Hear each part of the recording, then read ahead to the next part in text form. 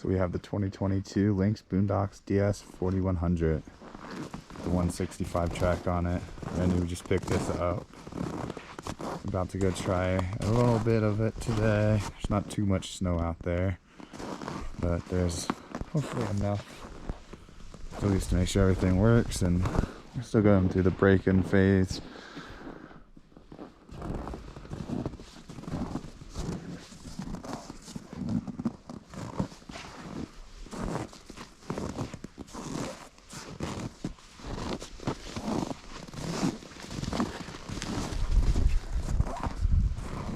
I hope it's better up there.